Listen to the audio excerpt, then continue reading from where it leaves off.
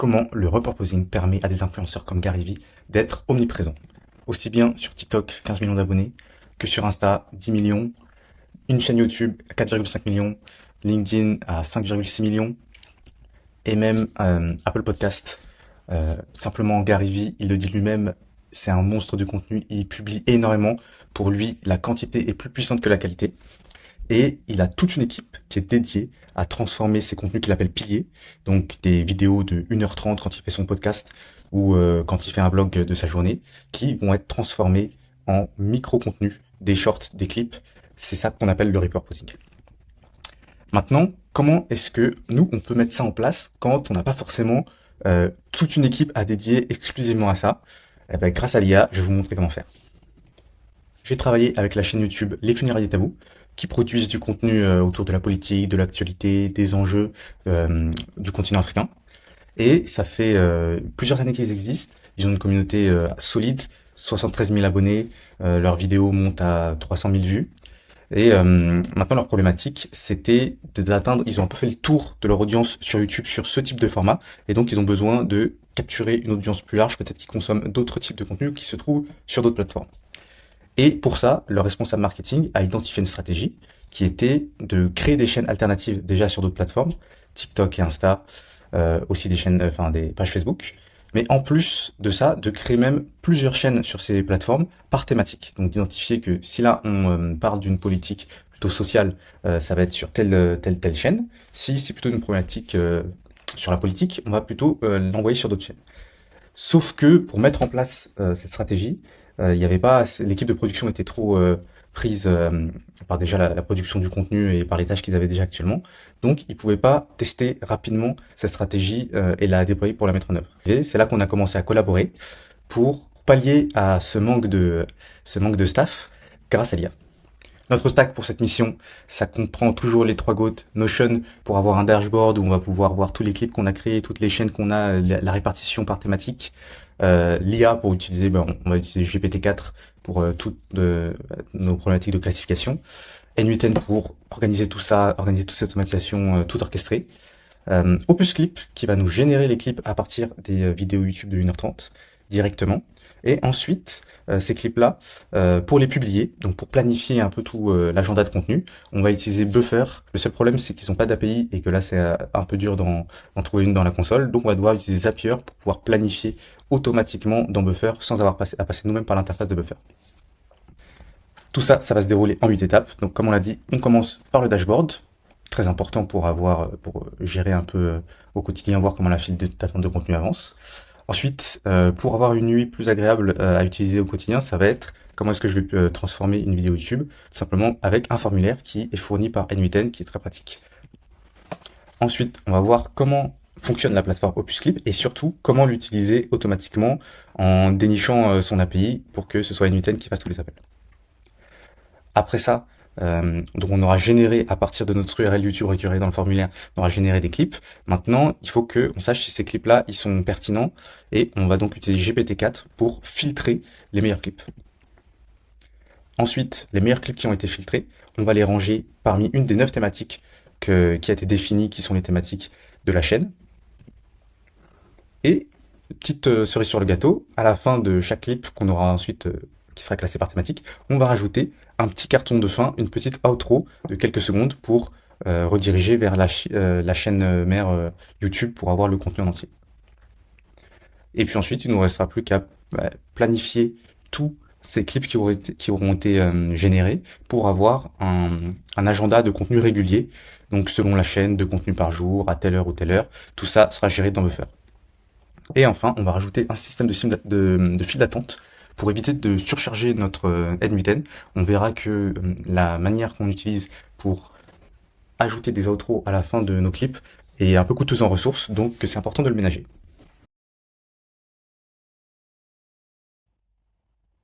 Commençons donc par le dashboard Notion. Pour moi, c'est souvent la meilleure manière de commencer parce que ça va nous permettre de fixer les idées et d'avoir une vue globale sur toute l'automatisation, tout le système qu'on va mettre en place par la suite. Donc là, une page Notion avec principalement 3 bases de données dedans. Donc une base de données contente pour gérer tout ce qui est le contenu qui vient de la chaîne YouTube. donc les vidéos longues.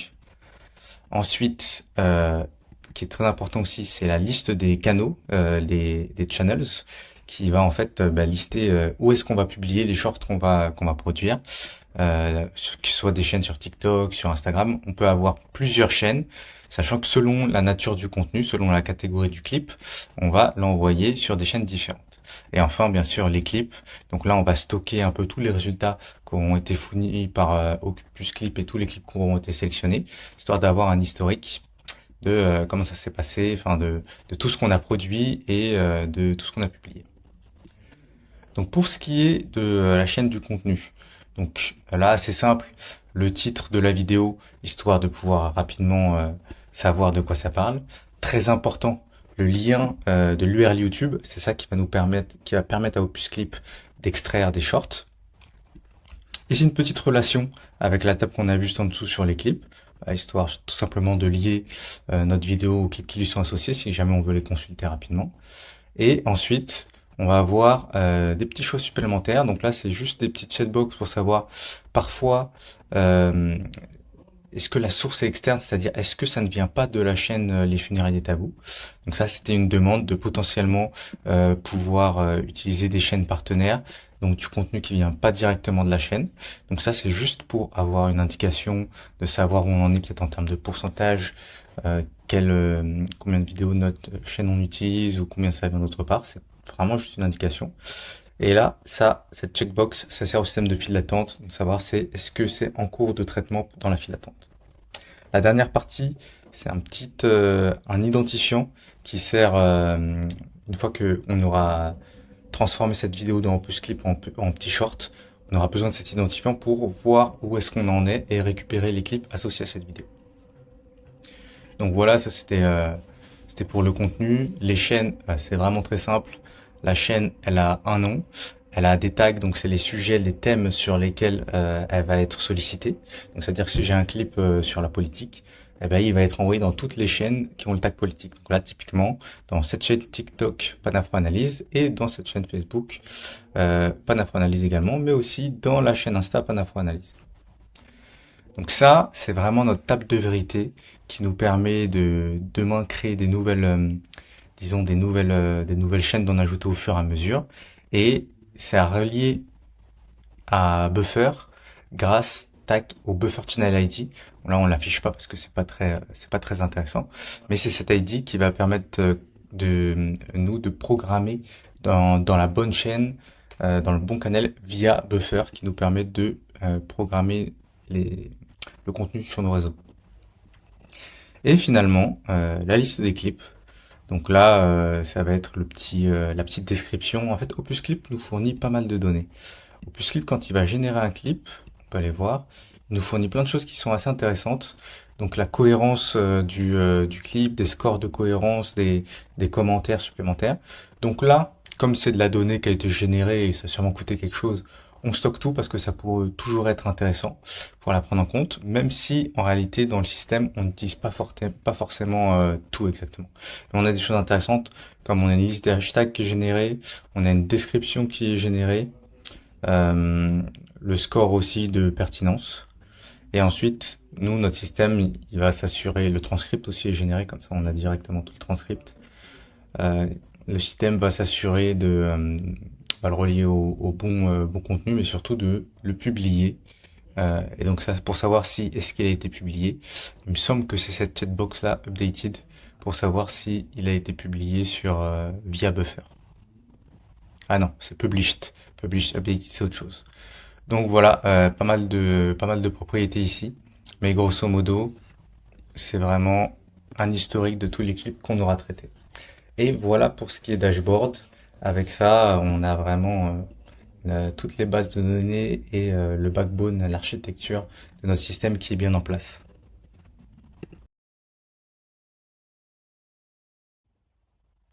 Donc la deuxième interface de notre automatisation, là pour le client, en plus du Dashboard Notion qui va permettre un peu d'avoir une vue d'ensemble, ça va être un formulaire très simple pour pouvoir choisir la vidéo que on va updater. Donc là, l'idée de le mettre en formulaire, c'est vraiment de simplifier l'utilisateur, enfin l'expérience utilisateur au maximum. On aurait pu simplement le rajouter directement dans la base Notion, mais disons que c'est pas aussi restrictif qu'un formulaire. Et donc là, le formulaire, il permet pas d'erreur. Il va gérer tous les cas. Très simple, le titre de la vidéo, l'URL YouTube, et c'est ensuite enfin, tout simplement demander est-ce que ça vient de notre chaîne ou est-ce que ça vient d'une autre chaîne, pour la petite case qu'on a vue précédemment sur les external sources. Et une autre option, ça va être d'ajouter le Opusclip Project ID. Donc ça, c'est juste pour créer un cas particulier, pour traiter un cas particulier. Donc il faut savoir que sur Opusclip, en fait, chaque génération va coûter des crédits. Donc s'il s'avère que on l'a déjà fait sur une vidéo sur Opusclip, on a déjà utilisé le lien, et que on veut par contre utiliser toute la suite du système pour publier les clips, eh ben, plutôt que de remettre le titre de la vidéo et de payer une deuxième fois les crédits, on va mettre directement le Opusclip ID et ne pas mettre d'URL. Comme ça, on pourra tout de suite continuer et générer, enfin récupérer les clips qui ont déjà été générés pour faire tourner le reste de l'automatisation. Donc tout simplement, comment ça se représente ici? C'est vraiment simple, c'est un node n8n Form Trigger. C'est assez simple à configurer. Donc le lien qui va nous donner, c'est celui qui va être soit en test. En test, il faut lancer, il faut run pour que le formulaire soit généré, soit en production. Et nous, ce qui va nous intéresser, ça va être hop, le titre du formulaire. Donc là, on voit les petites, c'était en haut et un peu en gris. Là, c'est la description. Donc voilà, on a juste à entrer ça pour des petites infos. Et ensuite, on peut ajouter autant de champs qu'on veut, de type texte, date, dropdown, il y a vraiment tout ce qu'il faut. Même textaria pour des textes plus grands.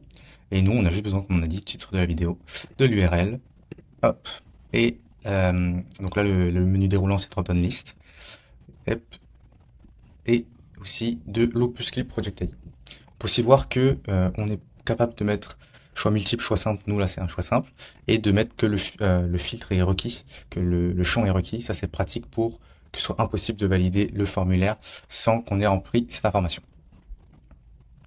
Donc, une fois qu'on a ça, on a toutes les infos qu'il nous faut. On doit traiter juste un cas. Est-ce qu'il y a un Opusclip Project ID qui est rempli ou pas? Si effectivement il est rempli, ça veut dire qu'on a déjà généré le clip. Mais si c'est pas le cas, il va falloir qu'on génère notre clip. Donc là, hop, juste c'est un moyen de renommer la variable en YouTube URL plutôt que URL YouTube. Donc c'est aussi une petite on va dire une petite standardisation, parce que dans un formulaire, c'est forcément le champ, le label du champ qui est écrit, qui est le nom de la variable. C'est pas forcément très propre d'avoir une variable avec des espaces dedans. Bon, c'est pas forcément vital comme étape, mais c'est bien pour standardiser. Et surtout derrière, hop, nous, à quoi ça va nous servir?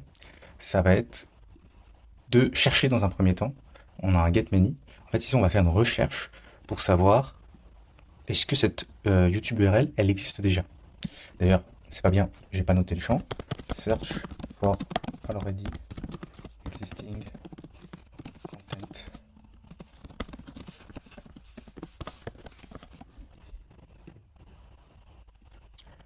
Alors pourquoi on fait ça? Parce que peut-être qu'on a déjà, toujours dans une logique d'économiser des crédits, si j'ai déjà traité la vidéo et que j'ai oublié que j'avais fait cette vidéo par exemple, ben moi je vais faire attention. Si cette vidéo existe déjà, donc si ma recherche elle a un résultat, donc il y a un ID, eh ben, je vais envoyer une erreur pour lui dire ah attention, cette vidéo, enfin l'URL YouTube elle a déjà été traitée, donc ça sert à rien de refaire deux fois le même travail. C'est dans le pipe, peut-être c'est dans la file d'attente, pas besoin de le remettre. Pour éviter le doublon, on envoie une erreur. Et là, le formulaire renverra directement ce petit texte, donc c'est assez pratique. Et maintenant, si c'est pas le cas, c'est là que la partie intéressante va se dérouler, c'est qu'on va pouvoir générer le clip. Et ça, on voit ça tout de suite.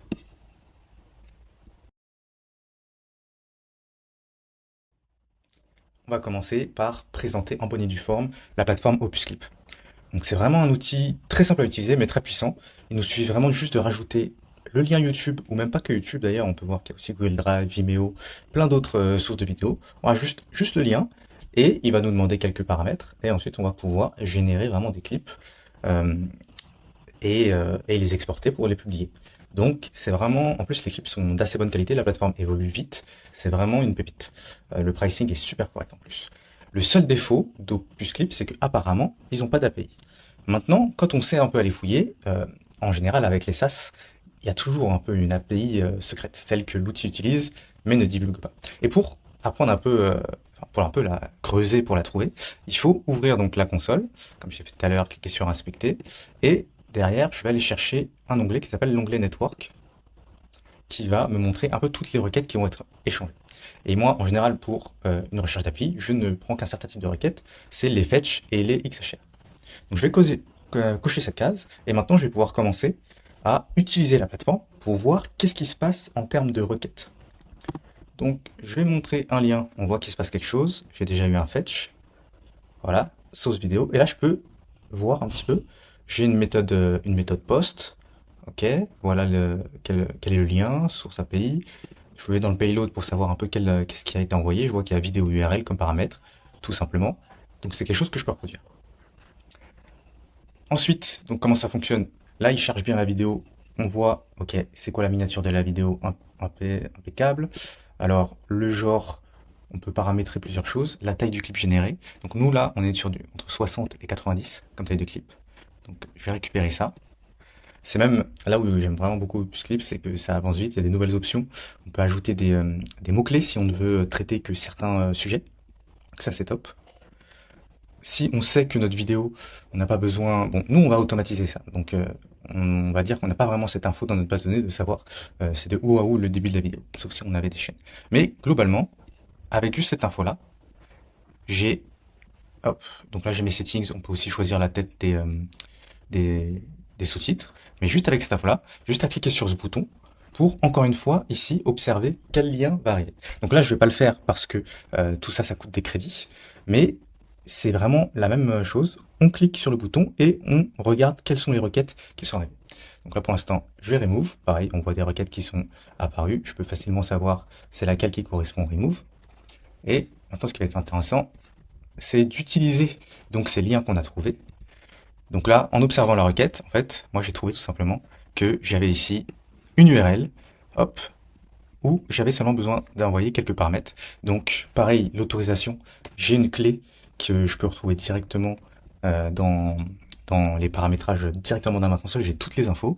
Et pareil, je vois que c'est un body, un JSON, un post. Donc là, j'ai juste à faire la correspondance entre ce que je vois dans la console et remettre ça. On voit que tout à l'heure, j'avais sélectionné la durée du clip entre 60 et 90 secondes. C'est quelque chose qui va se retrouver là. Topic keyword, j'avais laissé vide. J'avais laissé tout le reste en voilà, le genre en auto, toute info. Et rien qu'avec ça, mon preset, je l'avais sélectionné parce que c'était la tête un peu des sous-titres. J'ai juste à remettre toutes ces valeurs-là et je vais pouvoir générer tout simplement les clips que je veux. Et voilà, là comme ça, rien qu'en faisant ça, j'ai pu observer j'ai pu générer en fait le clip par API. Et en fait, comment ça marche? La génération sur Opus Clip, ça prend un peu de temps, donc il va me la mettre en stage queued. Et en sortie, il va me donner plusieurs données, mais moi, ce qui m'intéresse, ça va être, hop, c'est l'ID. Donc là, je sais plus si c'est le source ID, il me semble pas. Cluster 1, on dirait que ça va être le source ID, c'est l'ID de YouTube. Bah oui, c'est l'ID tout simplement, il était là. C'est l'ID qui m'intéresse, que je vais récupérer. Hop, donc là on voit que je récupère cet ID. L'Opus Project ID, je récupère JSON ID. Et directement, je vais le sauvegarder en créant une nouvelle entrée dans ma base de données de contenu. Donc une nouvelle ligne directement dans cette base de données content. Et je vais mettre bien l'Opus Clip ID, le bon YouTube URL, le bon titre, toutes les bonnes infos, ce qui vient du formulaire et ce qui vient d'Opus Clip. Là ici on peut voir que hop, cette étape de cette Opus Project ID, j'en ai deux ici, ça me permet d'uniformiser un peu, de m'assurer que la donnée qui vient, c'est direct, elle va toujours s'appeler Opus Project ID. Comme ça, dans mon bloc, je peux appeler cette donnée-là et être sûr que ce sera toujours la bonne. Alors que ici, ça vient du formulaire. On se rappelle, c'était le cas où j'ai déjà un Project ID qui existe. Et d'ailleurs, cette API-là, Exportable Clip, c'est aussi quelque chose que j'ai récupéré dans la console. On peut aller voir. Donc dans la console, une fois qu'on a généré les clips, donc je regarde bien, je vais aller cliquer ici. Et voilà, j'ai les vues passer. Donc la première fois qu'on le fait, il faut un peu fouiller un peu toutes les requêtes finalement. Hop. Il faut fouiller un peu qu'est-ce qui est envoyé. Donc là, je vois que j'ai le Product ID qui est envoyé, c'est intéressant. Mais il faut fouiller aussi la réponse pour savoir si ça génère les données qu'on veut. Et donc là, moi, c'était en fouillant ici, à vous entraîner sur les API, à télécharger Postman pour appeler des API pour avoir un peu l'habitude. Mais là, par exemple, on voit que les choses importantes, c'est l'autorisation. C'est avec quel token, quel identifiant il utilise pour appeler. Et c'est ça le principal, hein, c'est le token, c'est le payload, c'est de savoir est-ce que c'est un get, est-ce que c'est un post. Et puis avec ça, on a tout ce qu'il faut pour reproduire l'appel directement ici. On voit que c'est toutes les données qu'on va bien envoyer. Et là même, sur celle-là, hop, donc là, je check l'opus clip. Et il y a deux cas possibles. Soit je récupère bien le projet, donc il existait bien, en fait je vérifie juste qu'il existe bien. Et par contre, s'il n'existe pas, c'est que j'ai une erreur et il faut que je le dise dans le formulaire. Et une fois qu'on a créé ce contenu-là sur Notion, déjà on peut donner une réponse pour dire que tout s'est bien passé au niveau du formulaire. Mais surtout, on va préparer, on va attendre que OpusClip génère. Donc là, qu'est-ce qui se passe quand on clique? OpusClip il peut prendre 20-30 minutes à générer tous les clips. Donc nous, on doit s'assurer d'attendre un peu que ça va être prêt. Donc pour ça, moi je vais choisir un délai d'1 heure, histoire d'être sûr vraiment que il y a plusieurs manières de faire. Là, j'ai fait 1 heure pour vraiment simplifier le workflow. Je considère que à 100% des cas, ça va être terminé. Ce que j'aurais pu mieux faire, c'est par exemple attendre seulement 30 minutes, mais avoir une petite boucle pour vérifier. Au bout de 30 minutes, je vérifie est-ce qu'il y a une génération de clips ou pas. Et ensuite, je peux vérifier un petit peu s'il y a eu une génération de clips, ben, je passe à la suite. Et s'il n'y a pas eu de génération de clips, ça veut dire que j'attends encore 30 minutes dans ma boucle. Et tout ça pour simplement ensuite mettre à jour le format. Donc là, ça va être en gros de vérifier, de le mettre dans la file d'attente. Donc là, en le mettant dans la file d'attente, je me permets d'attendre que ce soit mon système de file d'attente qui le traite. On va juste aller voir quelque chose dans la file d'attente. On va pas voir le système de la file d'attente tout de suite. On va voir comment c'est traité. Donc voilà, ici, dans un workflow qui est déclenché plus tard pendant notre gestion de la file d'attente, la partie qui nous intéresse, c'est d'utiliser, encore une fois, l'API secrète pour récupérer les clips. Et donc là, c'était le call qu'on a vu tout à l'heure, exportable clip, le get, qui nous permet d'avoir toutes les données, et notamment les clips dans la console, dans la réponse. En fait, on voit que directement, la réponse, ça contient directement tous les clips. Donc là, j'ai un premier clip, c'est le Curation ID qui le définit, et je sais quel est le titre de ce clip. Donc là, on voit, c'est celui qui est donné ici.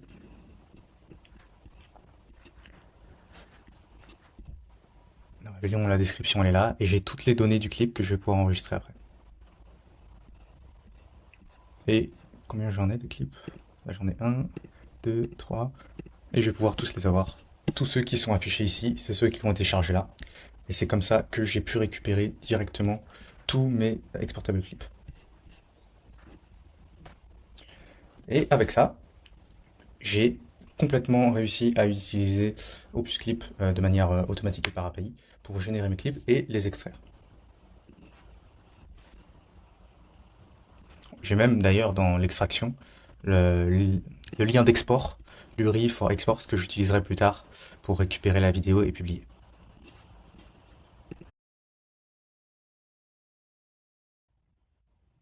Maintenant qu'on a récupéré les clips générés par Opus, il faut encore qu'on s'assure qu'ils ne valent la peine d'être publiés. Parce que Opus c'est top, mais c'est pas 100% de réussite. Et donc des fois il y a des clips qui sont incomplets, c'est pas fou. Donc là j'ai récupéré par exemple un exemple de sortie qu'on avait vu tout à l'heure de données d'Opus Clip. Comme ça on voit, hop, on a 23 items et toutes les données du clip qui vont être utiles pour nous. Déjà le Curation ID qui va nous permettre d'identifier quel est le clip, et ensuite le titre, la description, le hashtag, ça va pas forcément nous aider à gérer, à savoir si il en vaut la peine ou pas, mais par contre on a le transcript, le texte, qui nous permet d'avoir une idée très très précise du contenu. Donc on va utiliser tout ça, on va traiter les clips un à un. C'est pour ça que ici j'utilise un loop over item.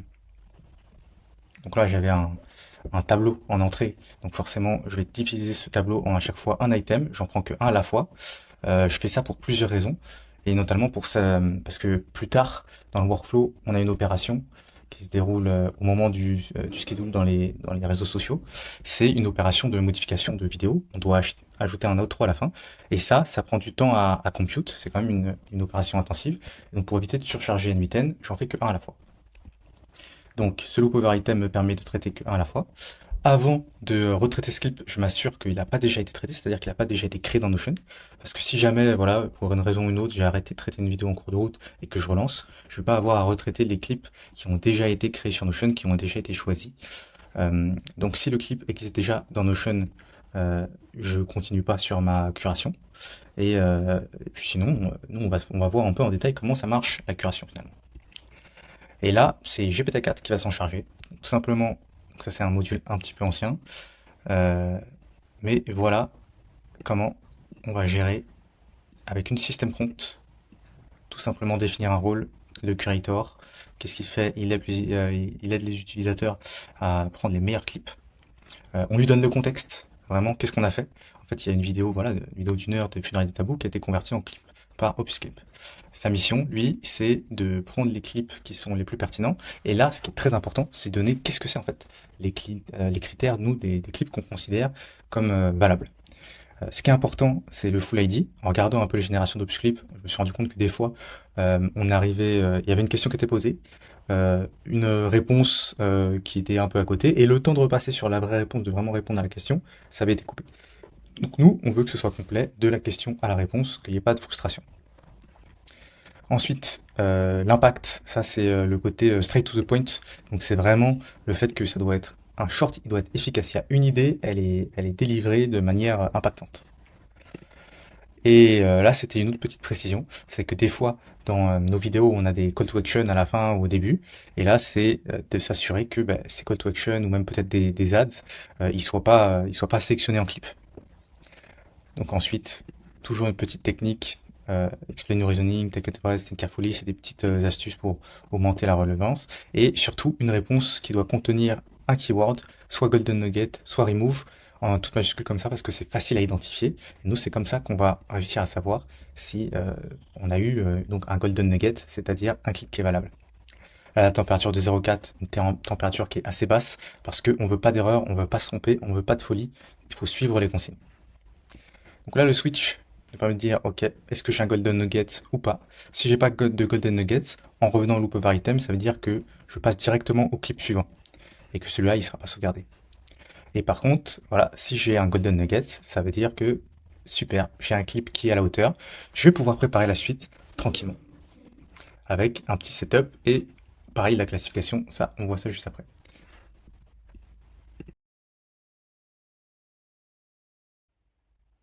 La classification, c'est assez simple, ça se fait par une prompt GPT. Donc là, on peut regarder quelle est la système prompt qu'on va utiliser. Donc là, ça va être important de bien définir. Bon, son rôle, il est assez facile. On a un short, il faut l'envoyer sur la bonne chaîne, le bon canal. Donc on doit trouver le topic principal parmi une liste qui est bien définie. Donc ensuite, on va lui donner des guidelines pour savoir en fait, en gros, ok, c'est quoi le sujet politique. Et donc ça va être une question c'est quelque chose à définir avec le client. C'est la chaîne des Funérailles du Tabou qui sait de quel sujet elle traite et dans quel cas. Donc là, moi j'ai des guidelines qui m'ont été données en me disant quelle vidéo typiquement est dans les dans les catégories politique et histoire. Donc ça, voilà, quelle vidéo qui était la description, le sous-titre, avec une description un peu de ces catégories, pour donner le maximum d'éléments à GPT-4.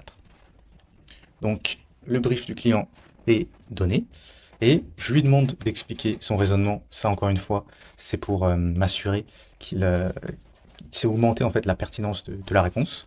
Et ensuite, je lui demande de donner le thème qui est choisi, le plus important. Donc, hop, ça, c'est la system prompt. Et la user prompt, ça va être, finalement, je vais juste lui donner le transcript intégral de mon clip. Et donc là, je vais avoir tout ce qui est tout simplement le texte qui est énoncé et qui sert, en fait, j'ai le contenu intégral, donc j'ai tout ce qu'il faut pour savoir de quoi ça parle. Et là, donc on voit que c'était assez ancien, je l'utilise encore GPT-4 Turbo Preview. Maintenant, on serait plutôt sur du GPT-4o, une température assez basse, pareil, pour bien suivre les consignes à la lettre et pas faire de folie. Et qu'est-ce que je vois ici? J'utilise en fait une fonction. Donc ça, c'était la technique un peu, on va dire, à l'ancienne. Pour s'assurer d'avoir une réponse en JSON, c'était d'utiliser les function tools. Aujourd'hui, on n'a plus besoin de faire ça parce qu'on a le JSON mode. Donc finalement, ce qu'il faudrait faire, c'est juste de mettre un nouveau nœud GPT-4, de mettre bien la system prompt que j'ai mis, la user prompt que j'ai mis, et plutôt que d'avoir à définir tout ce package-là, juste de lui dire, bah, attention, sors-moi en JSON la réponse avec un attribut reasoning et un attribut thème que tu prendras parmi, on voit, les 9 thèmes qui avaient été définis avant.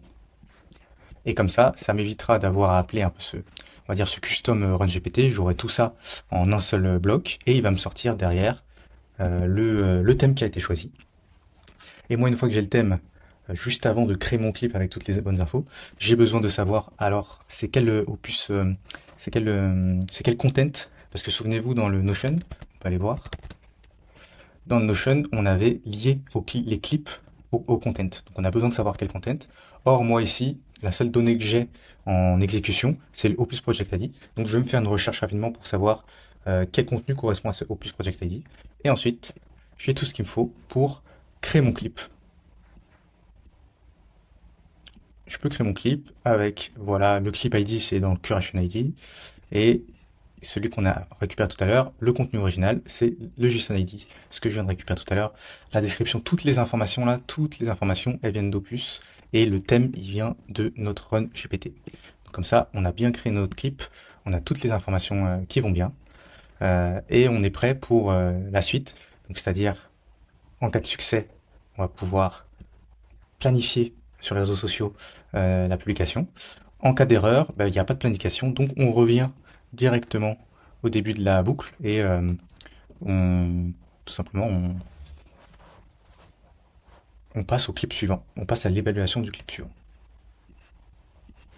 On voit que si jamais on a une erreur et qu'on s'est arrêté, on a créé le clip pour une raison il s'est pas publié, on voit que ce cas-là aussi, il a été prévu tout à l'heure, je vais revenir dessus, mais si le clip il existe, oui, et qu'il est déjà publié, on passe au clip suivant, mais s'il existe et qu'il n'est pas publié, on revient ici, hop, pour finir la publication. Donc, disons que ces petits moyens de reprendre la boucle en cours de route, c'est pour pallier à si jamais on a des petits bugs qui font que les workflows s'interrompent, histoire d'être sûr de toujours pouvoir reprendre sans bug, sans duplicata. Donc, c'est pour pouvoir bien sécuriser la zone.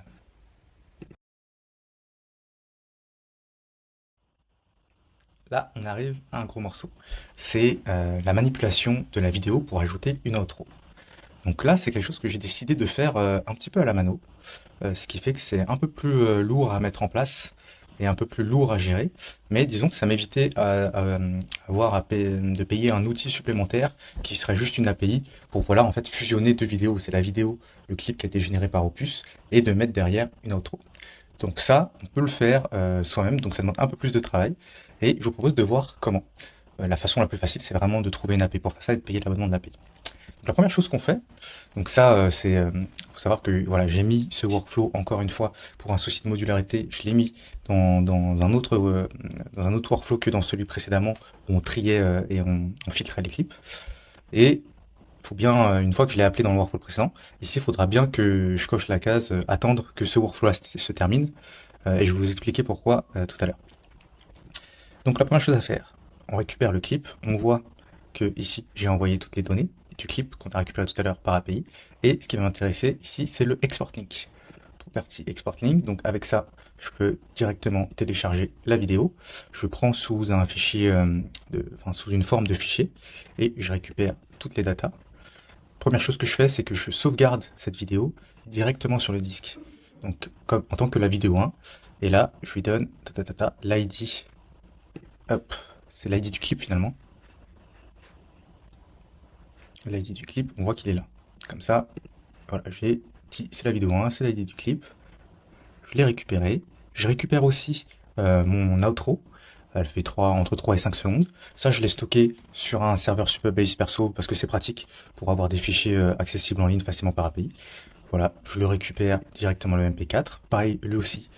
L'outro, je la sauvegarde sur le disque. Comme ça, c'est fait. Et derrière, d'ailleurs, là, on voit que je le fais pour chaque clip vidéo. Mais ce que je pourrais faire, en fait aussi pourquoi je le fais comme ça, parce que je le fais un peu de manière dynamique. L'outro ici, en fait, elle va dépendre de plusieurs choses. On a deux outros en réalité. On a une outro pour les vidéos qui viennent de notre chaîne. Donc, hop. Et une outro pour les vidéos qui viennent d'une chaîne externe. Donc si là la vidéo elle vient d'une chaîne externe, on rajoute underscore et external parce que c'est comme ça que s'appelle la vidéo. Et sinon on a outro classique, ce qui fait que je suis obligé de télécharger un peu les deux types. Enfin j'en télécharge que un à la fois, mais j'ai cette option de que ce soit pas toujours le même qui soit dans mon sauvegardé dans mon disque. Et maintenant c'est le gros morceau, un morceau de code qui m'a été fourni bien gentiment par ChatGPT. Donc, en fait, je vais poser la question tout simplement à GPT-4, quels sont les meilleurs moyens de fusionner deux vidéos en JavaScript. Et là, il m'a parlé de FFmpeg et d'une librairie fluente FFmpeg. Donc, l'avantage d'avoir un N8N qui est en self-host, c'est-à-dire que c'est moi qui gère l'hébergement, moi je l'ai mis sur Render, c'est que, en plus de pouvoir le faire tourner et le faire scaler à prix extrêmement réduit, je peux aussi le customiser en téléchargeant des bibliothèques extérieures. Je crois que c'est pas encore possible sur la version hostée cloud de N8N. Et ça, moi, c'est quelque chose que j'ai pu faire. Pareil, là, j'ai demandé un petit peu à GPT-4, ok, comment on installe FFmpeg, puisque c'était nécessaire avant d'installer la bibliothèque fluente FFmpeg. FFmpeg, ouais, c'est ça. Et voilà, avec ces deux lignes-là, ça m'a permis d'installer ces dépendances dans mon N8N et d'y avoir accès dans mes morceaux de code JavaScript. Ensuite, GPT m'a gentiment donné des petites fonctions, j'ai testé, ça marchait pas, j'ai renvoyé quelques messages, j'ai donné les erreurs, il y a telle erreur, comment je fais, etc. Jusqu'à avoir un code qui marche et qui va me sauvegarder le fichier vidéo à une adresse. Donc il va me le sauvegarder à une adresse que je lui aurais fournie dans le code, qui est output clip avec l'ID de mon clip. Et avec ça, j'ai tout ce qu'il me faut. J'ai plus qu'à uploader ce MP4 dans Supabase parce que Buffer il a besoin d'avoir un lien URL qui se termine par MP4 d'une certaine forme et Supabase fournit ça. C'est pour ça que maintenant que j'ai bien fusionné mes deux vidéos, je peux stocker ça dans Supabase et juste après, histoire d'optimiser la mémoire de N8N. Bon là c'est aussi parce que du coup moi je le gère sur Render, je fais des petites optimisations comme ça. J'utilise une petite commande pour aller supprimer un peu les trois fichiers que je viens de créer là. Donc c'est voilà ces trois fichiers save to disk et ça a été save to disk ici par le code. Je les supprime comme ça, j'économise la mémoire. Et voilà pour ce gros morceau de code là qui a été vraiment généré par GPT-4. J'aurais pu, en fait, si je l'avais pas fait par GPT-4, moi je code dans JavaScript, donc j'aurais pu le faire, mais j'aurais dû aller un peu creuser la documentation FFmpeg. En fait, c'est une expérience plus efficace. Ça a été une expérience beaucoup plus efficace pour moi de demander directement à code à GPT-4 d'avoir des erreurs et de le corriger au fur et à mesure, plutôt que d'aller le faire moi-même de A à Z. C'est comme si je démarrais à 80% du travail fini, et de toute façon le débugage j'aurais dû me le faire dans tous les cas si c'est moi-même qui avais écrit le premier code. Donc c'est pour ça que j'adore coder avec GPT-4. Et voilà, là on a notre média qui est bien update, on va pouvoir passer à la suite.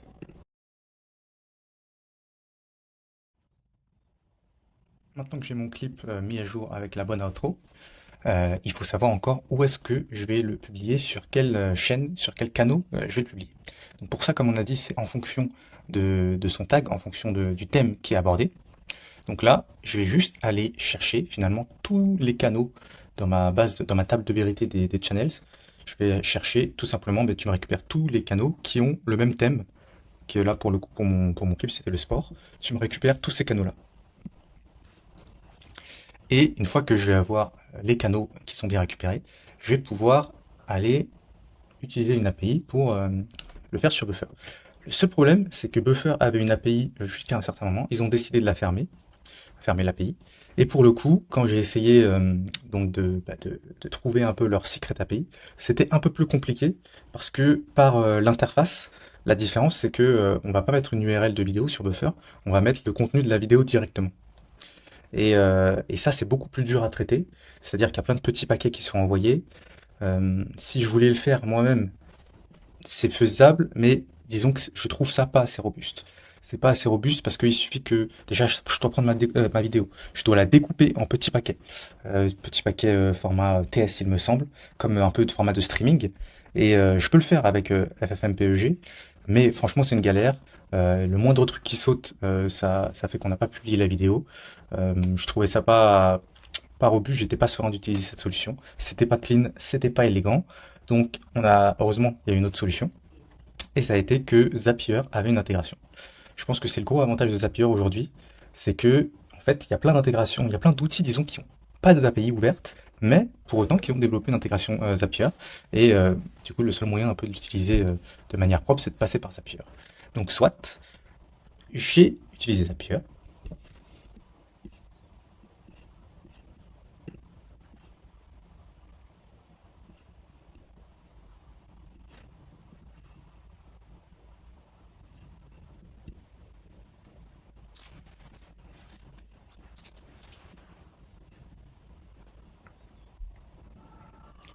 et j'ai créé un workflow très simple en 2 étapes. La première étape, c'est d'avoir un webhook. Donc, c'est tout simplement ce qui va me permettre de l'appeler par API. Alors, le webhook by Zapier, on voit que dans les paramétrages, il me donne directement un lien, l'URL du webhook. Et moi, cette URL-là, j'ai pu la récupérer pour venir l'appeler. Et ensuite, il y a un setup, alors, de configuration, et voilà. Donc là, c'est ce qui me permet de dire à Buffer de publier sur quelle chaîne. Ça va être en utilisant le bon channel ID, le bon type de post. Donc là, j'ai choisi de publier un Reels et le texte et la description. En fait, ce qui a été un peu, et de le mettre en file d'attente bien sûr. Ce qui a été un peu technique ici, c'est de se rendre compte que euh, la manière de le paramétrer, elle est un peu bizarre. Parce que là, par exemple, on voit le type de post, c'est un réel.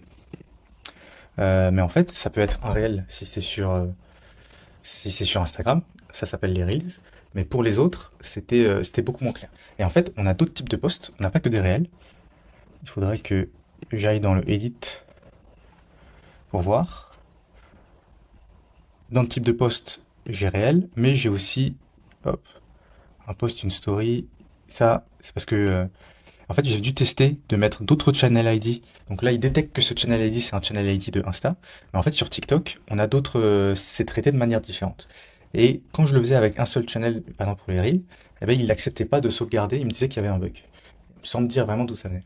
Donc en fait, c'est qu'il fallait le paramétrer non seulement pour un exemple Insta, mais aussi pour un exemple TikTok, un exemple Facebook, etc. Pour ça, je suis allé sur Buffer.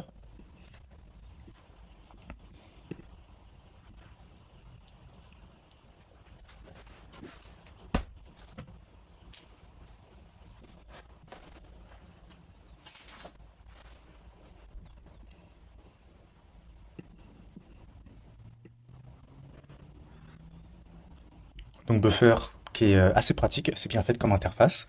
J'ai toutes les chaînes d'un côté et pour chaque chaîne, j'ai la file d'attente des contenus. Donc, tout ça, des contenus qui ont été poussés par API finalement. Donc, tout ça, hop, ces contenus qui vont être publiés jour après jour. En fait, il y a sur chaque chaîne, on peut définir ce qu'on appelle un calendrier de publication pour dire ah ben sur ce canal-là, par exemple ce canal TikTok, faut peut-être que je publie 2 vidéos par jour. Voilà, à 8h30, à 18h30, c'est vraiment facile à personnaliser. Et nous, finalement, chaque clip qu'on va envoyer, il va juste être ajouté au dernier slot disponible de la file d'attente. Donc rien que en paramétrant cette posting schedule là, ça va nous permettre facilement d'entasser tous nos réels. Et donc dans cette queue, nous, ce qui va nous intéresser, c'est de récupérer l'ID. Donc là, une technique pour récupérer l'ID, c'est d'aller dans l'URL, dans le profile. Alors, profile, je crois que c'est celui-là. Si je change de channel, là, c'est 6619. Si je change de channel, on voit que c'est pas le même, c'est pas le même. Donc, a priori, c'est l'ID. Et ici, voilà, j'ai récupéré un channel TikTok. Je viens CTRL V. Et on voit que tout de suite ça a changé. Donc là, il m'a pas demandé si c'est un Instagram, si c'est un Reel ou si c'est autre chose. Et j'ai potentiellement d'autres champs à mettre. Donc là, on voit extra field. Ça, c'est tous les champs qui appartiennent tout à l'heure au Reel Insta. Et donc, il faut surtout pas les supprimer, il faut que je les garde. Il faut que je fasse ça pour tout, que j'utilise avec une chaîne de tous les canaux que je veux, pour être bien sûr d'avoir tous les extra fields qui vont permettre que ça marche bien et de pouvoir appeler un peu ce buffer-là. Donc, bah, pareil, ça c'était aussi Buffer, à l'époque, c'était un peu le meilleur compromis. Maintenant, il y a une mise à jour d'Opus Clip qui semble pouvoir publier aussi sur les canaux. Je pense que c'est pas aussi efficace en termes de file d'attente, en termes de choses, mais ça mérite de creuser. En tout cas, quoi qu'il en soit, avec ça, hop, il suffit. Par contre, là, je vais clairement pas sauvegarder. Euh, donc, il suffit de bien paramétrer ce buffer, de récupérer le webhook qui est donné par le webhook de Zapier, d'appeler ce webhook là. Et voilà, ce webhook, on l'avait paramétré nous en post, méthode post, et toutes ces informations-là dont on avait besoin, on les a mis directement ici, le buffer channel ID notamment, et l'URL de la vidéo. Pareil, le fait d'avoir hébergé l'URL de la vidéo sur Supabase, c'est parce que Buffer demandait un certain format. Il fallait bien que le lien de la vidéo termine par .mp4. Par exemple, sur Google Drive, c'est très compliqué d'avoir, voire impossible d'avoir un lien qui se termine par .mp4. Donc c'était là aussi le meilleur compromis. Et juste comme ça, on a la publication qui est faite, et comme on l'a vu tout à l'heure, qui arrive dans la queue de Buffer en fonction de la chaîne. Et nous, on a juste à attendre, parce que Buffer prend un peu de temps à processer ça. Donc là, surtout que nous, on envoie nos clips. En général, ça prend 1-2 minutes. Donc là, j'ai pris 4 minutes d'attente pour être large. Et une fois qu'on a attendu 4 minutes, on peut considérer, on met à jour la base de données pour dire le clip a bien été publié, c'est parfait, j'ai plus besoin du lien de ma vidéo que j'ai mis sur Supabase. Donc pareil, pour m'économiser du stockage, je vais supprimer cette vidéo, histoire d'éviter d'amasser des milliers de clips et que ça pourrisse en stockage de données. Donc voilà, là on a fait le plus gros. On a publié notre vidéo sur les réseaux de notre clip. Et franchement, c'est déjà pas mal. Et pour finir, replaçons un peu tout ça dans son contexte, dans son enchaînement. On va se terminer par le système de file d'attente. Donc déjà, pourquoi est-ce que on a dû mettre en place une file d'attente? C'est notamment grâce à cette grosse opération, comme on l'a dit, de traitement vidéo. Donc ça, il s'avère que traiter deux vidéos en même temps, donc faire deux fusions en même temps, en parallèle, dans ma configuration actuelle, ça marchait pas très bien et parfois il y avait des erreurs. Donc il y avait beaucoup plus de chances que les clips soient un peu mal formés, qu'ils soient coupés au milieu, qu'ils soient coupés en cours de route, ouais, que la fusion enfin qu'il y ait une perte d'information, plutôt que ça se passe bien. Alors que quand il y en avait un à la fois, il y avait aucune erreur et un taux de réussite, on va dire, de 100%.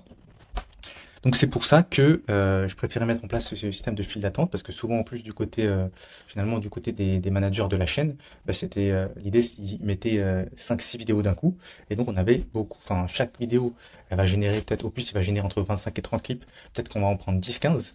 Tout ça d'un coup 10-15 x 5, ça nous fait entre 50 et 75 clips d'un coup. Ça pouvait être très costaud. D'où la file d'attente. Donc si on se souvient un peu, cette publication là des clips, elle intervenait après le tri. Donc le tri qui se déroulait plutôt ici. Donc c'est-à-dire que c'était le workflow qui était appelé ici, dans le schedule on social media. Donc celui-là, on s'assurait de bien attendre qu'on ait fini de traiter la vidéo et de publier, pour ensuite venir là et traiter le prochain clip. Mais tout ce traitement des clips là, lui-même, il était lancé à partir d'un autre workflow, qui est celui qu'on va voir maintenant, qui est le workflow de la file d'attente. Donc comment il va marcher ce workflow? Si on se souvient bien, dans le premier workflow, à la fin, on terminait sur une note de dire, ok, on attendait 1 heure, et on mettait à jour le projet en cochant la case, ce projet, il est in queue. Hop, in queue, ça devenait checked. Et donc maintenant, ce qu'on va faire, c'est que pareil, on va attendre toutes les 4 heures. On attend longtemps, donc toutes les 4 heures, pour s'assurer, pareil, que on ait fini de traiter toutes les vidéos. Qu'est-ce qu'on va faire toutes les 4 heures? On va récupérer les 3 premières vidéos, les 3 premiers contenus qui sont dans la file d'attente. Pourquoi du coup 3? Pourquoi 4 heures? En fait, si j'avais pris peut-être que 2 contenus, j'aurais pu attendre 3 heures. Si j'avais pris qu'un contenu, peut-être plutôt 1-2 heures. C'est à manager. Je les prends 3 par 3. 3 par 3, je sais que je vais avoir entre 30 et 45 clips au total, sachant que voilà, 5 clips, enfin chaque clip il va prendre quelques minutes à être fait. Donc on avait dit avec la file d'attente et tout peut-être 7, 8, 9, 10 minutes.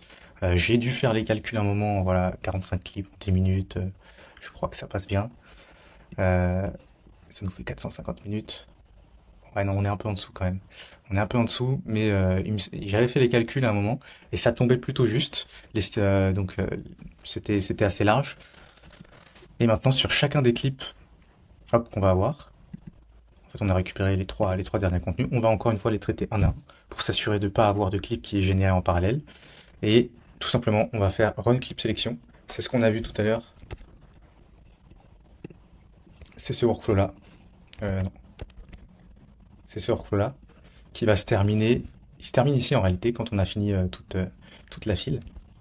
Et quand on a fini toute la file, on va juste pouvoir dire, eh ben voilà, ce projet, il est terminé, il est plus dans la queue. Donc on va décocher la queue. On décoche et ça fait comme ça dans les 4 prochaines heures. Quand on viendra prendre les 3 derniers contenus qui sont encore dans la queue, celui-là n'en fera plus partie. On l'aura bien traité.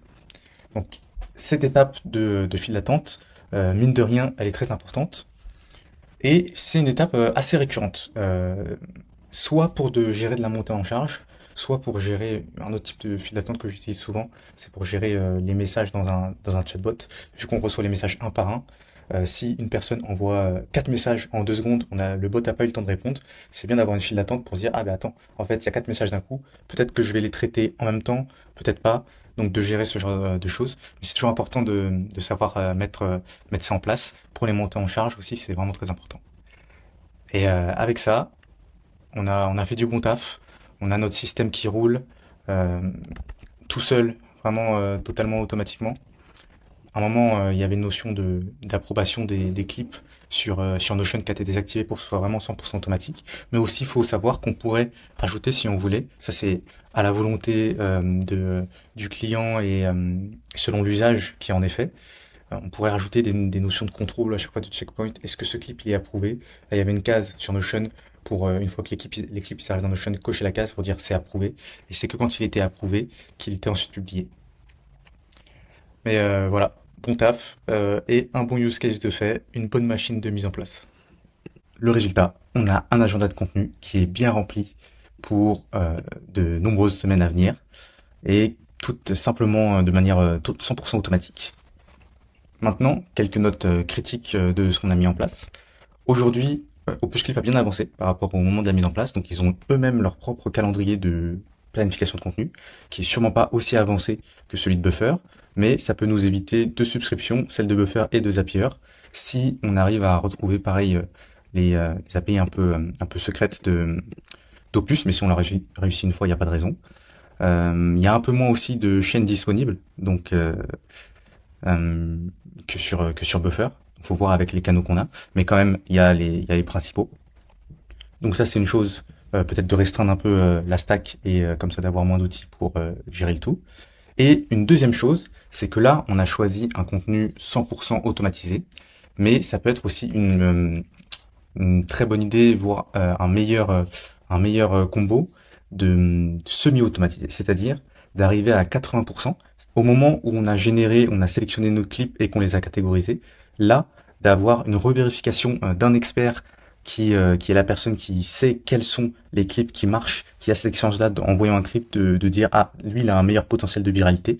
Donc d'avoir cette expertise-là, c'est juste qu'on va lui mâcher 80% du travail, on va lui faire une sélection et lui derrière il va rechoisir, peut-être remodifier un peu le montage qui est fait et comme ça avoir du contenu de plus haute qualité pour avoir un meilleur impact. Donc ça c'est des choses à tester. C'est des choses à expérimenter, mais c'est toujours mieux de démarrer par du semi-automatisé pour un peu voir les premiers résultats, voir comment ça se passe. Et ensuite, une fois que vraiment on maîtrise et qu'on est capable de dire exactement pourquoi ce type de contenu-là, ce sont ceux qui marchent le mieux, là, de passer à du 100% automatisé. Mais d'ici là, c'est toujours bien d'avoir quand même un humain qui va pouvoir, surtout dans... Ça, c'est les contenus viraux, c'est de l'émotion, c'est des choses pas forcément très très palpables. Donc un petit peu d'intuition, un petit peu de secret sauce, ça fait pas de mal. En tout cas, voilà, c'était une petite note, disons pour nuancer le fait d'automatiser à 100%. Ça reste un outil et il faut le mettre au service des bonnes personnes. Et en tout cas, moi, je vais continuer à l'utiliser et je l'espère à le mettre au service des bonnes personnes.